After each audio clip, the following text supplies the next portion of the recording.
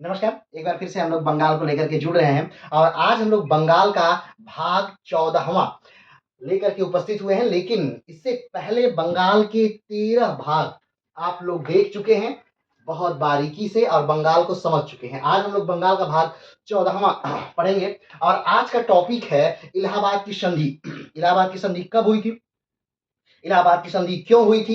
इलाहाबाद की संधि किसके किसके बीच हुई थी? और इलाहाबाद की संधि होने में लगभग 10 महीने का समय क्यों लग गया? ये सारी बातों को हम विस्तार से जानेंगे। लेकिन उससे पहले हम इलाहाबाद तक कैसे पहुंचे, इलाहाबाद की संधि तक हम लोग कैसे पहुंचे, आइए एक बारीक नजर से हम लोग ऊपर से नीचे तक एक बार देख लें सरसरी निगाह से कि किस प्रकार से मुगलिया सल्तनत जो थी वो ढहने लगी। औरंगजेब की मृत्यु के बाद मुगलिया सल्तनत के राजा आपसी गृह युद्धों से कमजोर होने लगे और वो अपने बड़े साम्राज्य को संभाल न सके। उनके पास अकबर की दूरदर्शिता ना थी, उनके पास जहांगीर और शाहजहां जैसी सैनिक ताकत न थी, उनके पास औरंगजेब जैसा निर्दय निर्दयी भी वो नहीं थे। तो चलिए आज हम उन सारी बातों को विस्तार से देखेंगे। हम शुरू करते हैं बंगाल से और आज हम लोग बंगाल का 14वां और अंतिम भाग देखेंगे। इसके बाद बंगाल का पूरा वीडियो लगभग समाप्त हो जाएगा और एक वीडियो फिर बंगाल का और आएगा जिसमें सारे बंगाल के इंपॉर्टेंट जो सन थे, जो घटनाएं थी, उसको एक साथ एक वीडियो में हम लोग पिरो देंगे। तो चलिए शुरू करते हैं बंगाल के नवाब मुर्शीद कुली खान से। आप जानते हैं कि ये समय था जब औरंगजेब का हमारे देश पर राज था। आप जानते हैं कि 1707 तक औरंगजेब ने भारत पर शासन किया और कहीं ना कहीं वो एक बेहतरीन शासक रहा। कुछ इतिहासकारों की नजर में, कुछ इतिहासकारों के साथ नजर में वो एक बेहतरीन व्यक्ति तो था, लेकिन एक बेहतरीन राजा नहीं था, क्योंकि उसने किसी भी वर्ग को, किसी भी समुदाय को वो संतुष्ट नहीं रख पाया। हर जगह उसके समय में असंतोष व्याप्त हो गया और जब औरंगजेब की मृत्यु होती है तो हर जगह विद्रोह का बिगुल फूंक जाता है और उसके जो उत्तराधिकारी होते हैं वो उतना लंबे समय तक तो राज नहीं कर पाते और अगर राज कर भी पाते हैं तो वो उस योग्य नहीं होते कि वो उस मुगलिया सल्तनत को संभाल सके।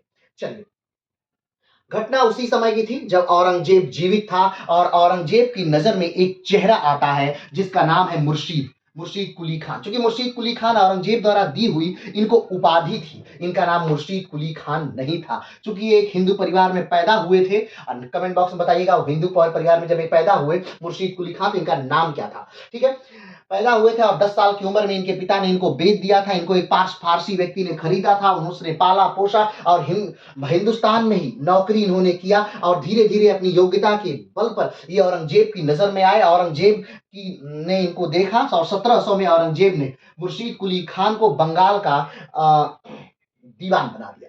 ठीक, बंगाल। अब बात करते हैं बंगाल आखिर है क्या? क्या बंगाल आज का बांग्लादेश है या बंगाल आज का पश्चिम बंगाल है? तो नहीं, ऐसा कुछ नहीं है। बंगाल उस समय भारत का सबसे बड़ा प्रांत हुआ करता था। अगर हम बात करें कि पूरे एशिया में जितना व्यापार होता था उसका 60% व्यापार बस बंगाल से होता था। बंगाल विश्व का उस समय सबसे ज्यादा जनसंख्या वाला क्षेत्र था। में सबसे ज्यादा धनाढ़ लोग बंगाल में रहते थे। विश्व के सबसे ज्यादा अमीर जो क्षेत्र थे वो बंगाल में हुआ करता था और विश्व के सबसे ज्यादा उपजाऊ क्षेत्रों में बंगाल की गिनती हुआ करती थी।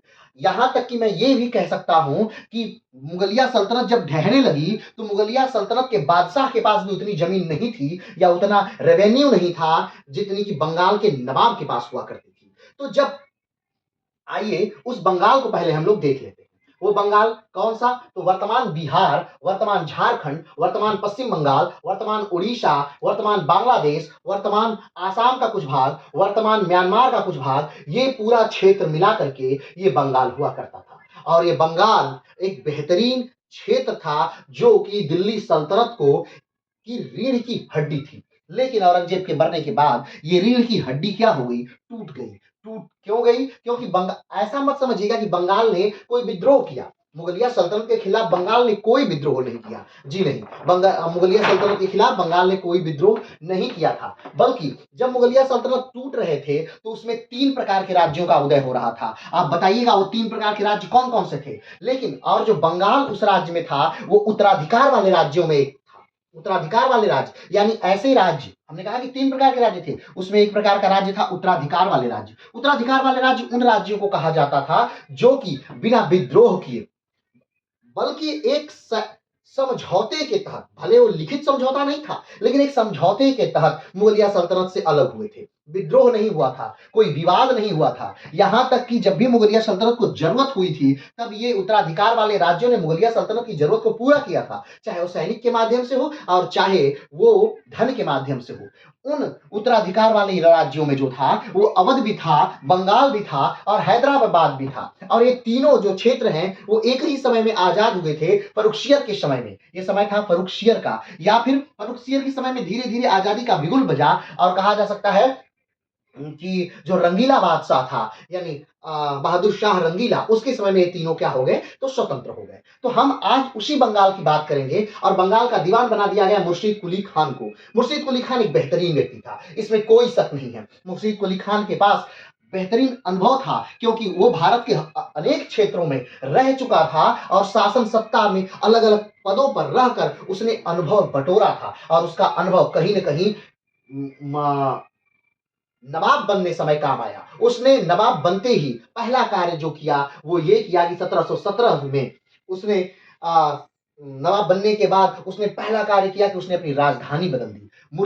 उसने अपनी राजधानी मुर्शिदाबाद कर दी। तो अब एक प्रश्न आ जाता है कि मुर्शिदाबाद जब उसने राजधानी नहीं बदली थी, तो उसके पहले बंगाल की राजधानी कहाँ थी? तो बंगाल की राजधानी थी ढाका। जी हाँ, जो आज बांग्लादेश की वर्तमान राजधानी है ढाका, वही कभी बंगाल की राजधानी हुआ करती थी। लेकिन ऐसा मत समझिएगा कि वो जो ढाका है वो शुरू से थी, नहीं, उससे पहले राजमहल राजधानी हुआ करती थी। तो कभी राजमहल राजधानी थी, फिर कभी ढाका राजधानी हुई, ढाका के बाद मुर्शिदाबाद राजधानी हुई, और फिर कभी मुंगेर राजधानी बदलेगी। लेकिन पहले ही राजधानी बदली गई मुर्शिदाबाद। मुर्शिदाबाद में राजधानी बदलने का बस एक कारण था, ताकि अपने विद्रोहियों से विजय प्राप्त कर ली जाए, अपने षड्यंत्रकारियों को, अपने आस्तीन के सांपों को अपने पास से हटा दिया जाए। तो मुर्शीद कुली खान ने एक बेहतरीन कार्य किया। मुर्शीद कुली खान ने जो इकोनॉमिक थी, उसे पूरी तरह से क्या किया, बदला, उसे चेंज किया। और वो क्या, किस प्रकार से कि उसने पूरी जो लगान की व्यवस्था थी उसे ही बदल दिया। ठीक है, कैसे बदला हमने पिछले वीडियो में बहुत विस्तार से बताया है। तो अभी हम बस इस बात को, सारांश को लेकर के चल रहे हैं, आगे बढ़ते हैं। लेकिन 1727 में मुर्शीद कुली खान की क्या हो जाती है, मृत्यु हो जाती है। कोई हत्या नहीं थी, ये एक मृत्यु थी। मुर्शीद कुली खान नासिरी वंश के क्या है, संस्थापक है। ध्यान रखिएगा, बंगाल में जो नासिरी वंश है उसके संस्थापक कौन थे, तो मुर्शीद कुली खान थे। और मुर्शीद कुली खान ने बंगाल को क्या किया, स्वतंत्र किया। समय क्या था, 1717। तो 1717 से लेकर 1727 तक बंगाल में नवाब रहे मुर्शीद कुली खान, नासिरी वंश के संस्थापक और बंगाल के पहले नवाब। बंगाल के पहले नवाब और मुगलिया सल्तनत द्वारा बनाए हुए बंगाल के पहले और आखिरी नवाब। कैसे और क्यों, पिछले वीडियो में अपलोड कर दिया जा चुका है। आगे बढ़ते हैं। मुर्शीद कुली खान की कोई अपना पुत्र नहीं था, पुत्रियां तो थीं लेकिन पुत्र नहीं था। इसलिए मुर्शीद कुली खान के मरने के बाद उनकी एक पुत्री के पति, जिनका नाम था सुजाउद्दीन, सुजाउद्दीन को बंगाल का नवाब बना दिया गया। वो समय था 1727। सुजाउद्दीन ने 1727 से लेकर 1739 तक बंगाल में नवाब के पद पर कार्य किया। लेकिन सुजाउद्दीन की कोई विशेष उपलब्धियां नहीं थी। हाँ, सुजाउद्दीन की एक उपलब्धि ये थी कि उन्होंने अलीवर्दी खान को पहचाना और अलीवर्दी खान को बिहार में नियुक्त किया। वो अलीवर्दी खान आने वाले समय में उनके पुत्र सरफराज खान को मार करके गद्दी पर बैठ जाते हैं। सुजाउद्दीन की मृत्यु के बाद सुजाउद्दीन का जो पुत्र है सरफराज खान, ये गद्दी पर बैठते हैं। लेकिन सरफराज खान का मन जो है वो राजतंत्र में नहीं लगता है, उनका मन धर्म में, कर्म में, यानी इन चीजों में बहुत ज्यादा लगता था। इसलिए जो राजतंत्र है, यानी कि जो वहां की बंगाल था, बंगाल को संभाला नहीं सरफराज खान ने।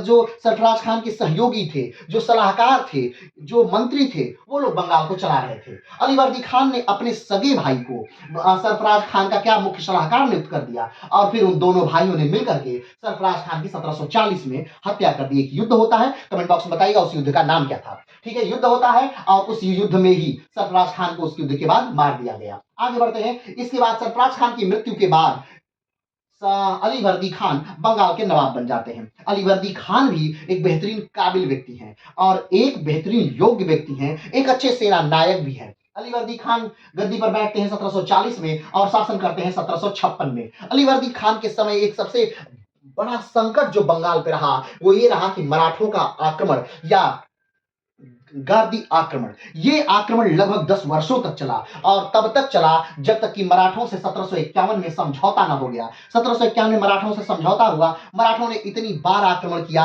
कि जो बंगाली थे वो भाग करके दूसरी जगह बसने लगे। कहा जाता है कि 10 सालों के आक्रमण में लगभग 4 लाख लोग बंगाल में क्या हो गए, वो तो मार दिए गए। बहुत सारे बलात्कार की घटनाएं हुई। अब जो भी हुआ ये अलीवर्दी के शासन काल के दौरान हुआ। अलीवर्दी ने इसका बस एक ही हल समझा, एक ही हल सोच पाए। उन्होंने सोचा कि मराठों से क्या कर लिया जाए, तो संधि कर लिया जाए। तो इन्होंने क्या किया कि उड़ीसा की जो दीवानी थी वो मराठों को सुपुर्द कर दी और 12 लाख रुपए वार्षिक मराठों को देना स्वीकार किया। लेकिन 1756 में असमय ही कहा जाए तो अलीवर्दी खान क्या हो गए, मर गए। और अलीवर्दी खान की मृत्यु उतनी महत्वपूर्ण नहीं थी। कारण ये कि अलीवर्दी खान का कोई उत्तराधिकारी नहीं था, उसका अपना कोई पुत्र नहीं था। अलीवर्दी खान को मात्र 3 पुत्रियां थीं और उनमें आपस में विवाद होना लाजमी हो गया कि क्योंकि अब ये बात हो गई कि कौन राजा बनेगा, यानी कि कौन नवाब बनेगा।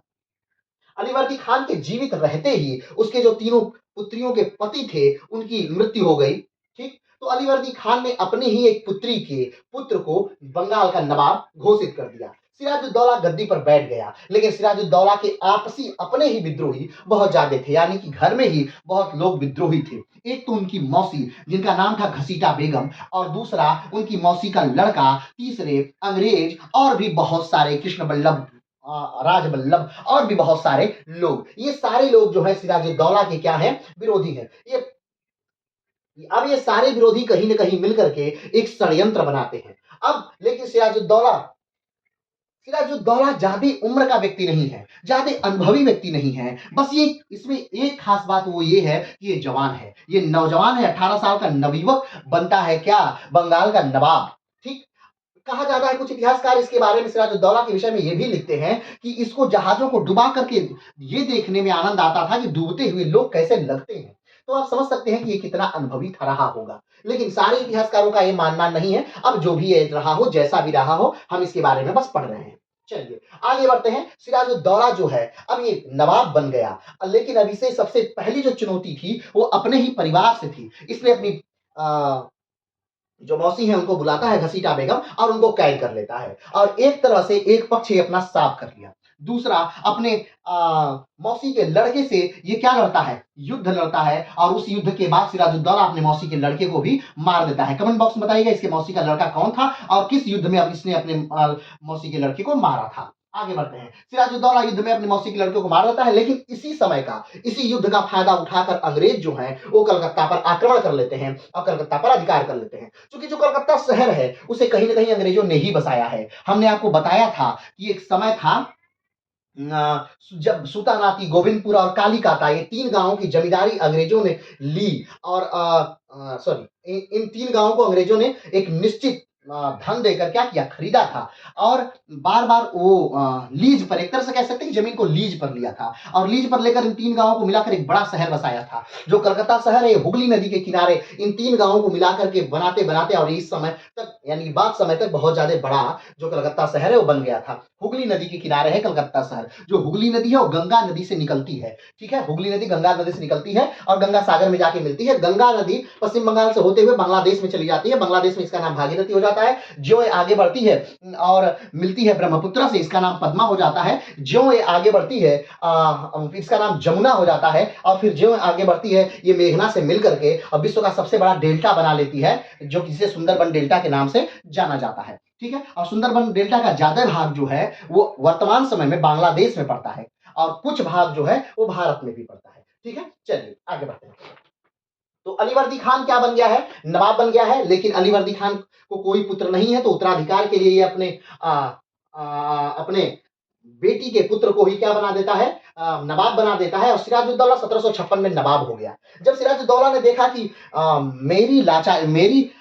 मैं यहाँ पे व्यस्त हूँ, अपने युद्ध करने में व्यस्त हूँ और ये जो अंग्रेज हैं ये उसका फायदा उठा करके ये कलकत्ता को क्या करा लिए, स्वतंत्र करा लिए। तो सिराजुद्दौला तुरंत ही कलकत्ता पर आक्रमण कर देता है। कलकत्ता पर आक्रमण करता है, कलकत्ता को जीत लेता है, कलकत्ता में ही दरबार लगाता है और कलकत्ता में उसी दिन घटती है ब्लैक होल की सबसे बड़ी घटना। ब्लैक होल क्या, और कलकत्ता का सिराजुद्दौला नाम बदल देता है, कलकत्ता का नाम बदलकर अलीनगर रख देता है।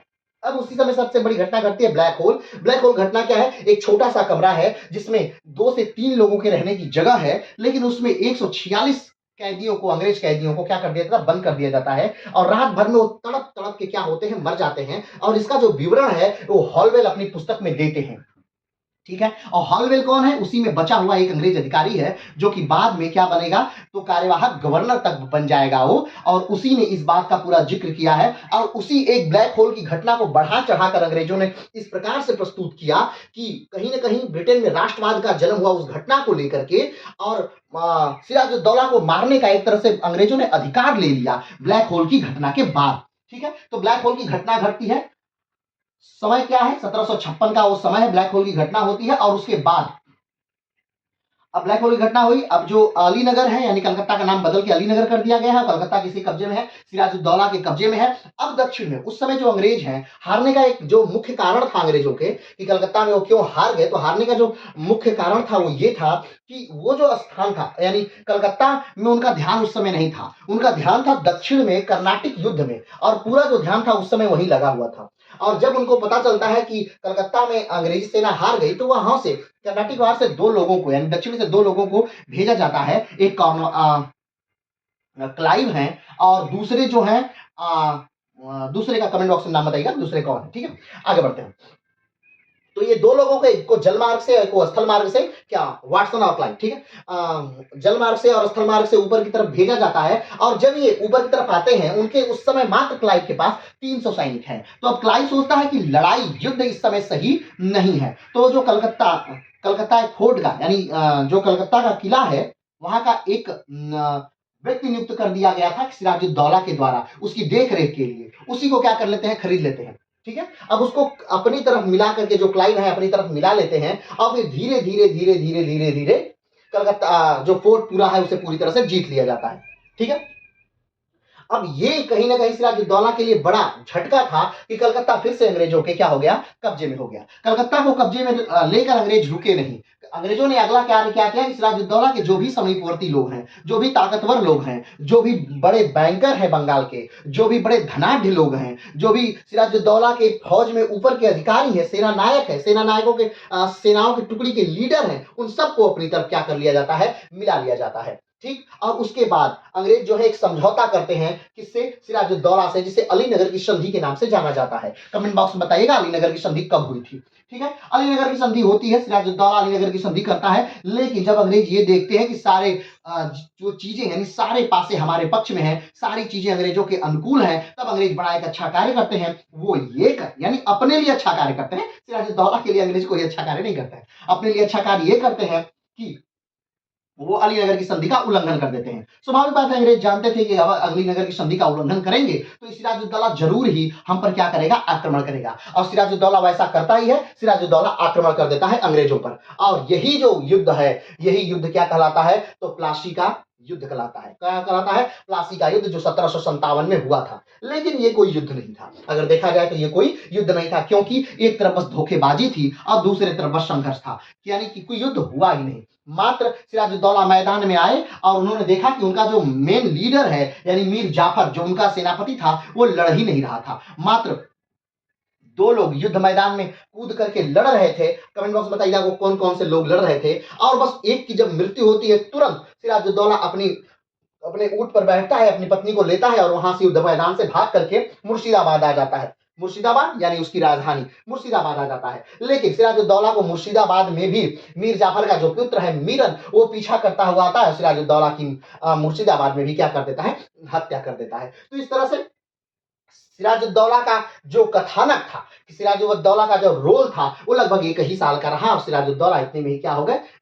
खत्म, समाप्त हो गए। सिराजुद्दौला की मृत्यु के बाद जो मीर जाफर से अंग्रेजों ने वादा किया था, अंग्रेजों ने मीर जाफर से क्या वादा किया था कि अगर आप हमें युद्ध जीतने में मदद करें, अगर आप अपनी तरफ से पूरी सेना हमें दें, भले आप हमें लड़ने के लिए ना दें, लेकिन आप युद्ध में प्रतिभाग न करें, तो हम आपको सिराजुद्दौला के बाद बंगाल का क्या बना देंगे? नवाब बना देंगे। अपने वादे के मुताबिक जो अंग्रेजों ने मीर जाफर को नवाब बना दिया। ये समय था 1757 का, जब बंगाल के नवाब बन गए मीर जाफर। लेकिन और मीर जाफर को इनाम किस बात का मिला था? गद्दारी का इनाम मिला था कि आपने गद्दारी की है अपने नवाब के साथ, इसलिए इनाम लिया जाए।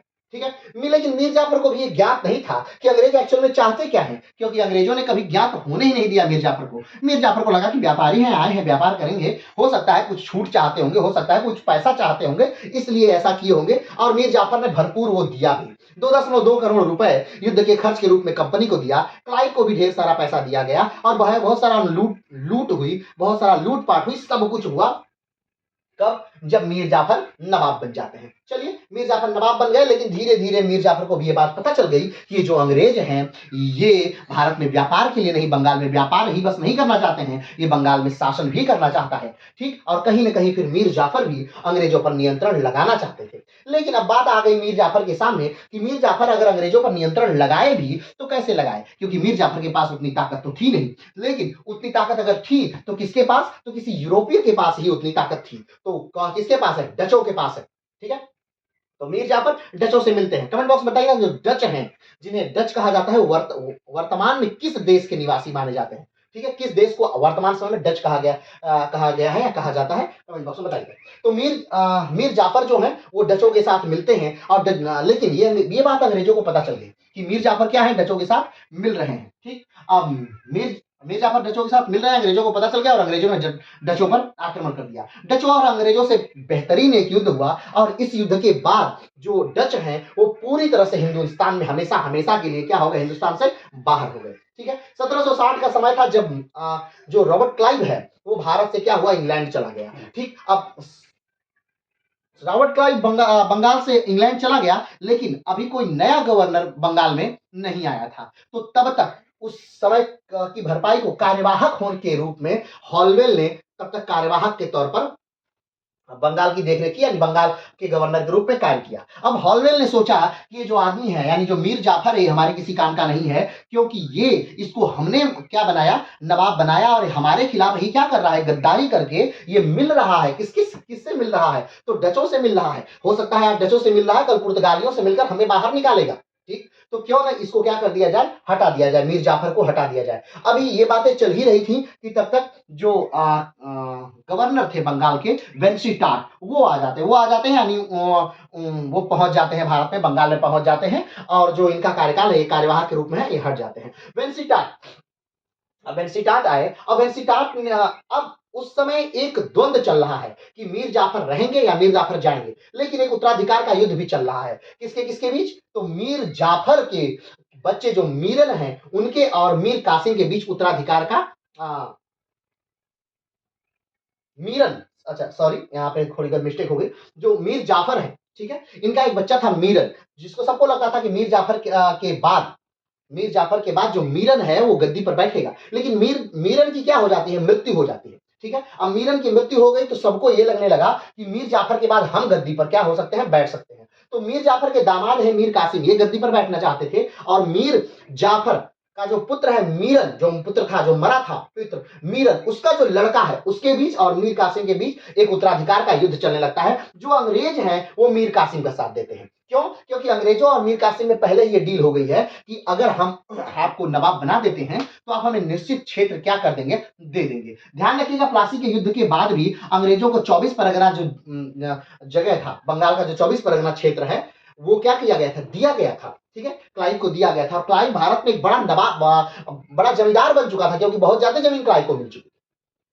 ठीक है, मीर कासिम मान लेता है कि ठीक है, हम एक निश्चित क्षेत्र आपको देंगे, ठीक है, और बहुत सारा उपहार भी आपको दिया जाएगा। इसके बदले जो अंग्रेज हैं उन्होंने जो मीरन का पुत्र है उसका साथ नहीं दिया, बल्कि मीर कासिम का साथ दिया, और बंगाल का नवाब मीर जाफर को हटा करके मीर कासिम को बंगाल का नवाब बना दिया गया। ध्यान रखिएगा, मीर जाफर 1757 से, यानी प्लासी के युद्ध के समय से 1760 तक बंगाल का नवाब रहा। उसके बाद मीर कासिम को बंगाल का नवाब बना दिया गया। अब आप सोच रहे होंगे कि 1760 से 1763 तक ही क्यों? तो पिछली वीडियो में आपने देखा होगा कि मीर कासिम भले षड्यंत्र से बना हो, मीर कासिम भले ही बंगाल का नवाब षड्यंत्र से बना हो, लेकिन मीर कासिम एक योग्य व्यक्ति था। ठीक है, अब तक हमने किसको किसको योग्य कहा? तो आप देख लीजिए, मुर्शीद कुली खान को हमने योग्य व्यक्ति कहा, अलीवर्दी खान को हमने योग्य व्यक्ति कहा, और उसके बाद अगर कोई योग्य व्यक्ति था तो वो कौन था? वो मीर कासिम ही था, जो एक बेहतरीन योग्य व्यक्ति था। और एक तरह से ये भी कहा जा सकता है कि बंगाल के नवाबों में आखिरी नवाब जो एक योग्य व्यक्ति था वो मीर कासिम था।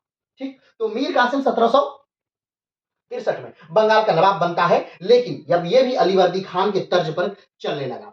पहला कार्य इसने ये किया कि अपनी जो राजधानी है वो मुर्शिदाबाद से हटा ली और मुर्शिदाबाद से हटाकर मुंगेर कर ली। अब मुर्शिदाबाद से राजधानी हटाने का मतलब बस इतना था ताकि अंग्रेजों का जो बार-बार हस्तक्षेप है वो हस्तक्षेप ना हो सके। ठीक, इसने अपने सैनिकों को यूरोपीय पद्धति पर ट्रेंड करना शुरू किया। उसके लिए उसने एक समरू को नियुक्त किया जो फ्रांसीसी जनरल थे।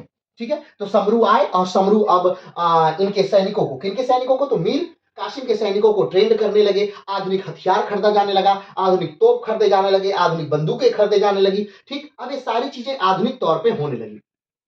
ठीक, और धीरे धीरे कहीं ना अब मीर जो कासिम था इसने अंग्रेजों से कहना शुरू किया कि जो क्षेत्र मैंने तुमको दिए थे वो भी हमको वापस करो। अंग्रेजों ने कहा था इसी बात पे तो ये बात तय हुई थी कि हम तुमको बंगाल का नवाब बनाएंगे। अगर तुम बंगाल के नवाब हो तो इसी बात के हमने ही तुमको बनाया है और बंगाल के नवाब होने के बदले ही तुमने हमको भूभाग दिया है, तो हम ये भूभाग नहीं देंगे। ठीक है, तो मीर कासिम इस बात पे अड़ जाता है और मीर कासिम क्या करता है कि वेंसीटाट से बात करने चला जाता है। वेंसीटाट और मीर कासिम से एक बात होती है, एक संधि होती है जिसे मुंगेर की संधि के नाम से जाना जाता है। कमेंट बॉक्स में बताइएगा मुंगेर की संधि कब हुई थी।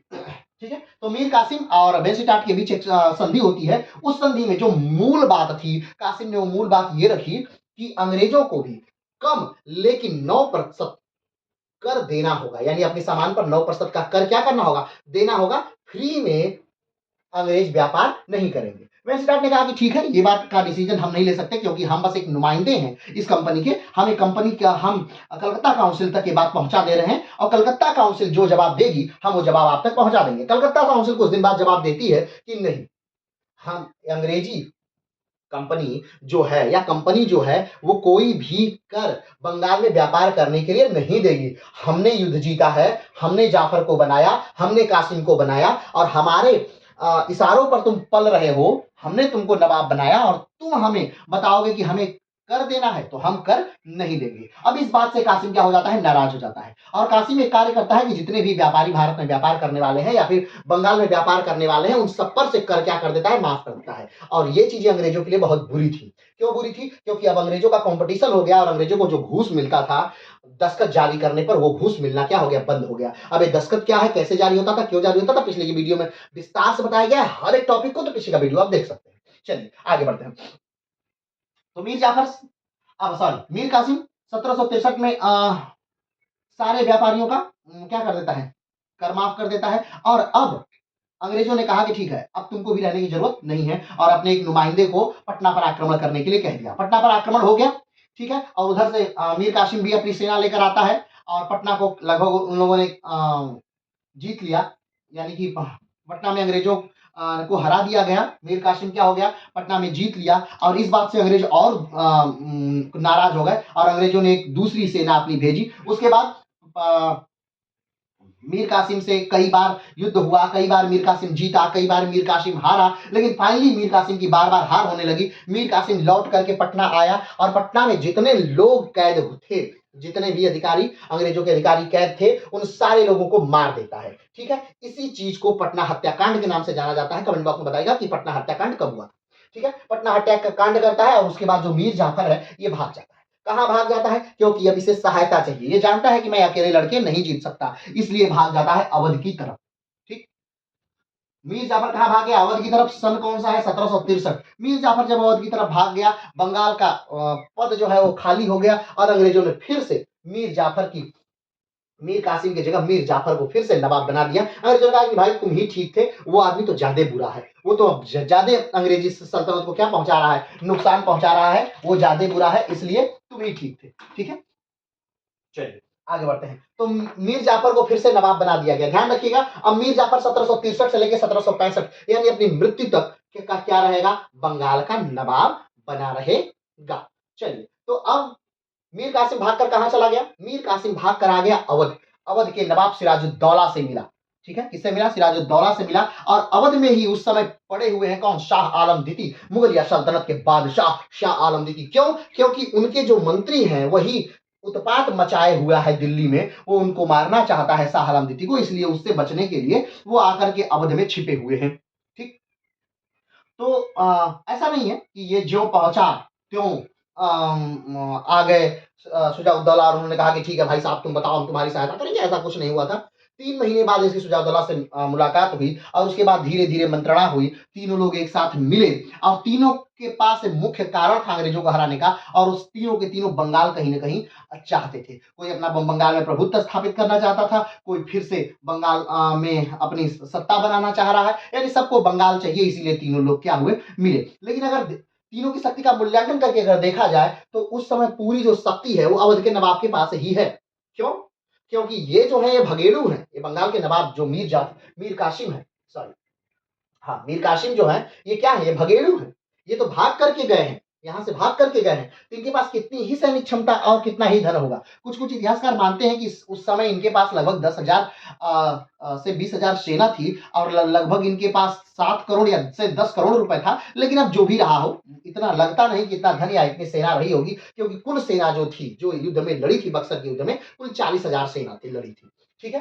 तो जो पूरा शक्ति था वो मात्र अवध के नवाब के पास था। ये लेकिन कहने के लिए था कि मुगल बादशाह लड़ रहे हैं, कहने के लिए था कि बंगाल के नवाब लड़ रहे हैं, कहने के लिए था कि अवध के नवाब लड़ रहे हैं। एक तरह से तीनों शक्तियां एक साथ मिल करके लड़ रही हैं, लेकिन शक्ति मात्र उस समय एक ही व्यक्ति के पास है। तो चलिए बक्सर का युद्ध सजता है। एक तरफ 3 सेनाएं हैं और एक तरफ अंग्रेजों की सेना है। 40,000 की सेना है त्रिकुट में और 60,000 की सेना है अंग्रेजों के पास। लेकिन फिर भी युद्ध होता है और जीतता कौन है? तो अंग्रेज जीत जाते हैं। क्लियर है? अब अंग्रेज जीत जाते हैं तो अंग्रेज जीतने के बाद क्या करेंगे? जीतने के बाद एक संधि करेंगे, लेकिन संधि वो नहीं कर पा रहे थे। कारण, क्योंकि उनके पास जिन लोगों ने जीता था बंगाल को, उनके पास राजनैतिक दिमाग नहीं था, कूटनीतिक दिमाग नहीं था, इसलिए वो संधि नहीं कर पा रहे थे। उन्हें नहीं पता था कि बंगाल को जीतने के बाद, अवध को जीतने के बाद, उन्होंने सिर्फ बंगाल को नहीं जीता था। बक्सर का युद्ध सिर्फ बंगाल को विजय का युद्ध नहीं है। बक्सर का युद्ध जो था वो अवध को भी जीतने का युद्ध है। बक्सर का जो युद्ध है वो दिल्ली को भी जीतने का युद्ध है। ये बक्सर का युद्ध है जो एक बार वो कहीं ना कहीं मुगलिया सल्तनत को हराने का युद्ध है। अब अंग्रेजों के पास ये हो गया कि उसने मुगलिया सल्तनत को हराया है। उस मुगलिया सल्तनत को हराया है जिस मुगलिया सल्तनत का पूरा हुक्म पूरे भारत पर है। ठीक है, भले उस समय तक कहने के लिए बस रह गया हो, उस समय भारत पर पूरा मुगलिया सल्तनत का हक नहीं था, लेकिन कहीं ना कहीं नाम तो था। मुगलिया सल्तनत का नाम तो था, वो पूरे हिंदुस्तान का बादशाह तो कहा जाता था, तो पूरा हिंदुस्तान का बादशाह तो हराया गया था। तो बक्सर का युद्ध जो था वो बंगाल के साथ साथ अवध को गिफ्ट और दिल्ली को गिफ्ट मिला था अंग्रेजों को।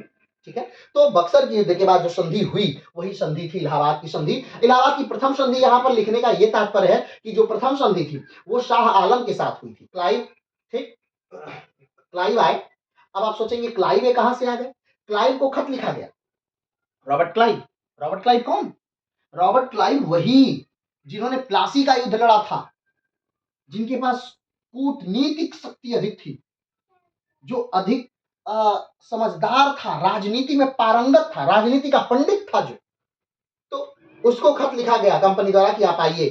ठीक है, पिछले वीडियो में हमने बताया था कि क्लाइव पर किस प्रकार के आरोप लगे थे, भ्रष्टाचार के आरोप लगे थे 2 बार। ये दूसरा कार्यकाल था, दूसरे कार्यकाल के लिए क्लाइव को बुलाया गया और क्लाइव आते हैं भारत में और 12 अगस्त 1765 में शाह आलम के साथ क्लाइव क्या करते हैं? संधि करते हैं। फिर उसके बाद ये इलाहाबाद की प्रथम संधि कही जाती है।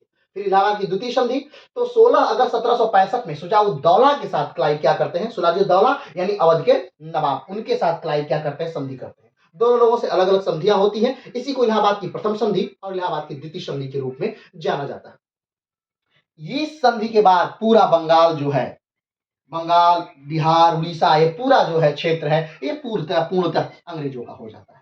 इस संधि के बाद बंगाल का नवाब मात्र पेंशन भोगी हो गया है। वहां का जो नवाब है अब उसे कुछ पैसा दे दिया जाएगा और उस पर वो जीवन यापन करेगा। पूरी जो शासन सत्ता की बागडोर है कहीं ना कहीं अंग्रेज चलाएंगे।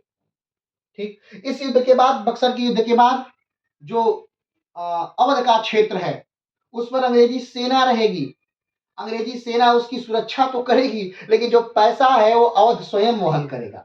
यानी अवध अब कभी अंग्रेजों से लड़ ही नहीं सकता, क्योंकि सेना अब अंग्रेजों की रहेगी अवध में।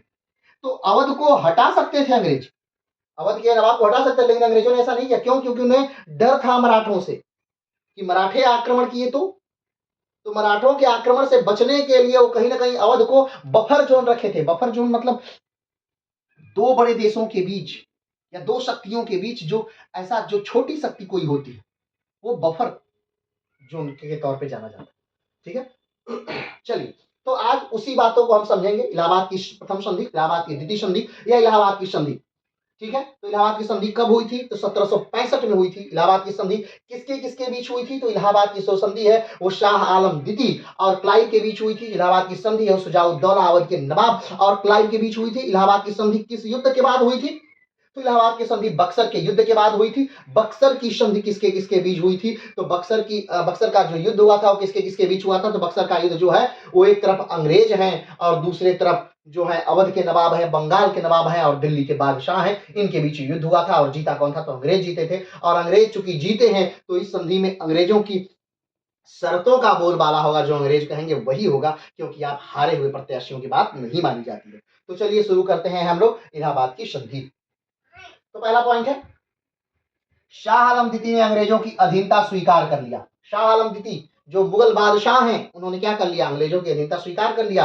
और आज के बाद से यानी कि कब से? 12 अगस्त 1765 के बाद से शाह आलम द्वितीय मात्र पेंशन भोगी हैं, यानी उन्हें पेंशन दिया जाएगा, उन्हें पैसा दिया जाएगा अंग्रेजों के द्वारा और वो दिल्ली सल्तनत में राज करेंगे। उनका अब अधिकार क्षेत्र नहीं है। शाह आलम के बारे में एक लाइन कही जाती है, सल्तनते शाह आलम ते दिल्ली तक पालम, यानी जो शाह आलम का सल्तनत था वो पालम हवाई अड्डे से लेकर के दिल्ली तक ही था, यानी कि पालम से लेकर दिल्ली तक ही सिमट गया था। या यूं कहें तो बस किले के चारों तरफ इर्द गिर्द ही समट सिमट करके रह गया था। अब वो मुगलिया सल्तनत जो कभी औरंगजेब या अकबर या हुमायूं या फिर जहांगीर शाहजहां के समय में अफगानिस्तान से लेकर के या यूं कहें तो तुर्कमेनिस्तान से लेकर के बंगाल तक हुआ करती थी, दक्षिण में तमिलनाडु तक हुआ करती थी, वो सल्तनत क्या हुई? सिमट गई थी, खत्म हो गई थी और बस मात्र दिल्ली के लाल किले के चारों ओर तक ही वो मुगलिया सल्तनत बची हुई थी, जिसे अब अंग्रेजों ने वो भी क्या बना दिया? अपने में ले लिया लगभग। और सारे डिसीजन अंग्रेज अब स्वयं लेंगे और जो शाह आलम है वो अंग्रेजों की अधीनता स्वीकार कर लेते हैं। एक निश्चित सैलरी बस उन्हें हर महीने दे दी जाएगी। चलिए कर लिया। और युद्ध खत्म होने के बाद क्लाइव को कंपनी द्वारा दूसरे कार्यकाल के लिए बुलाया गया। शाह आलम ने क्या किया? अंग्रेजों की अधीनता स्वीकार कर ली। युद्ध जब समाप्त हुआ, यानी कि बक्सर का युद्ध जब समाप्त हुआ, तब क्लाइव को पत्र लिखा गया कि भाई साहब क्लाइव आप आइए, क्योंकि हम लोगों को नहीं पता कि इन तीनों लोगों के साथ 3 लोग, यानी एक तो भाग गया था। कौन भाग गया था? बंगाल का जो नवाब था, ठीक है, वो भाग गया। माने कि 3 लोग लड़े, लेकिन बंगाल के जो नवाब हैं वो क्या किए? वो भाग गए। बंगाल के नवाब का फिर कभी भी पता नहीं चला कि बंगाल के नवाब नेपाल भाग गए, भारत में रहे, कहाँ नहीं रहे, फिर कभी पता नहीं चला। लेकिन फाइनली बंगाल के नवाब जो थे वो कभी नहीं मिले। कुछ इतिहासकारों का मानना है कि बंगाल के नवाब यानी मीर कासिम बंगाल की गलियों में भीख मांगते हुए मर गए। लेकिन जो भी हुआ रहा हो, बंगाल के नवाब के साथ फिर कभी वो दिखे नहीं। तो दो तो एक शाह आलम और शुजाउद्दौला, और तीसरा जो डील चली वो मीर जाफर के पुत्र के साथ चली। वो मीर जाफर के पुत्र के साथ कहीं ना कहीं वो डील चली। ठीक है, चलिए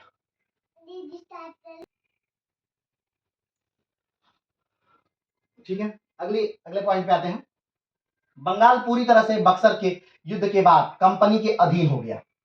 बंगाल पूरी तरह से, यानी कि ये आखिरी बचाव था बंगाल का। मीर कासिम ने अंतिम प्रयास किया कि बंगाल को बचाया जा सके। मीर कासिम से पहले मीर जाफर ने भी प्रयास किया, मीर जाफर से पहले शुजाउद्दौला ने भी प्रयास किया कि अंग्रेजों को हराया जा सके, सबक सिखाया जा सके, लेकिन वो संभव नहीं हो सका। लेकिन ये जो प्रयास था कासिम द्वारा किया गया प्रयास, ये आखिरी प्रयास था। इसके बाद बंगाल में किसी भी नवाब द्वारा कोई भी प्रतिरोध अंग्रेजों के लिए उत्पन्न नहीं किया। मीर कासिम अंतिम व्यक्ति था जिसने अंग्रेजों को रोकना चाहा, जो अंग्रेजों से लड़ा, पटना हत्याकांड किया, अंग्रेजों को मारा।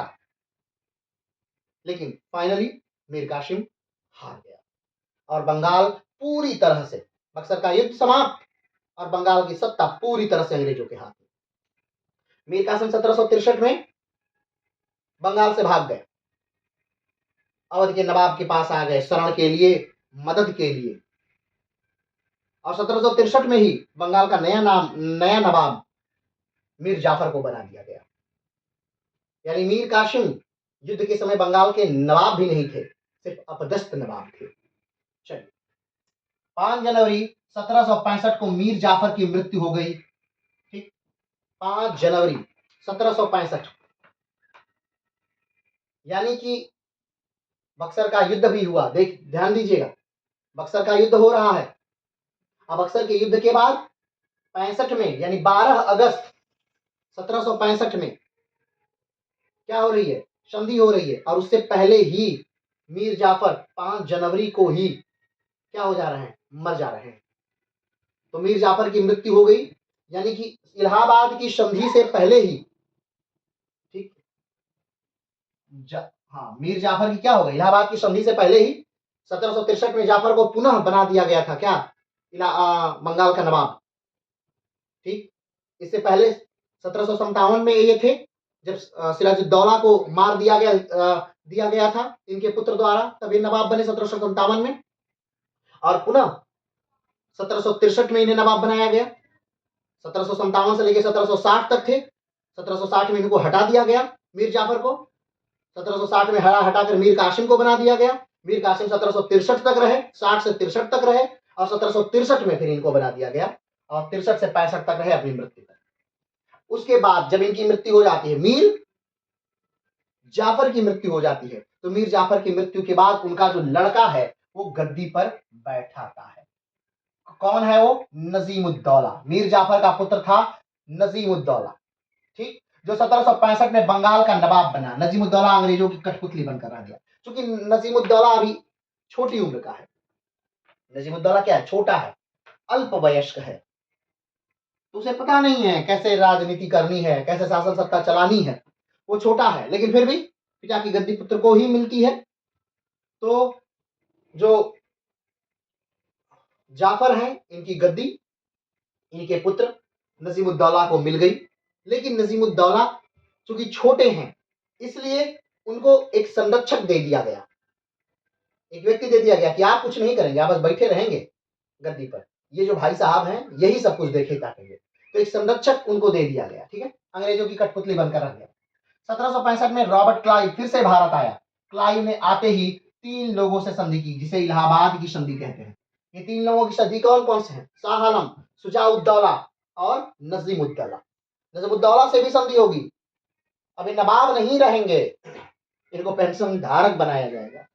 चलिए, इलाहाबाद की संधि 2 चरणों में हुई। जो पहला चरण था उसे इलाहाबाद की प्रथम संधि कहते हैं, और दूसरे को इलाहाबाद की द्वितीय संधि कहते हैं। इलाहाबाद की प्रथम संधि कब हुई, 12 अगस्त 1765 शाह आलम के साथ क्लाइव ने किया। और इलाहाबाद की दूसरी संधि कब हुई, 16 अगस्त 1765 शुजाउद्दौला यानी अवध के नवाब के साथ रॉबर्ट क्लाइव ने किया। ठीक है, अलग अलग संधि हुई, एक में मिलाकर नहीं। आप लोग अलग अलग हैं, अलग अलग सल्तनतों के मालिक हैं, तो अलग अलग लोगों से अलग अलग प्रकार की संधियां होंगी। चलिए आगे बढ़ते हैं।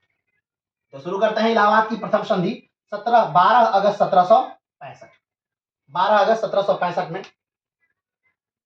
संधि हुई। इलाहाबाद की प्रथम संधि शाह आलम द्वितीय मुगल बादशाह तक क्लाइव के बंगाल के गवर्नर के बीच हुआ। प्रथम संधि किसके किसके बीच हुआ, इलाहाबाद की प्रथम संधि शाह आलम और क्लाइव के बीच हुआ। कब हुआ, 12 अगस्त 1765 में हुआ। कहां हुआ, चूंकि इलाहाबाद में हुआ इसलिए इलाहाबाद की संधि के रूप में जाना जाता है। कहां हुआ, इलाहाबाद में हुआ। चलिए, क्या रहा इस संधि के, क्या क्या बिंदु रहे, संधि में क्या कहा गया, दो लोगों से किस बारे में हस्ताक्षर करवाए गए, उन बातों को देखते हैं।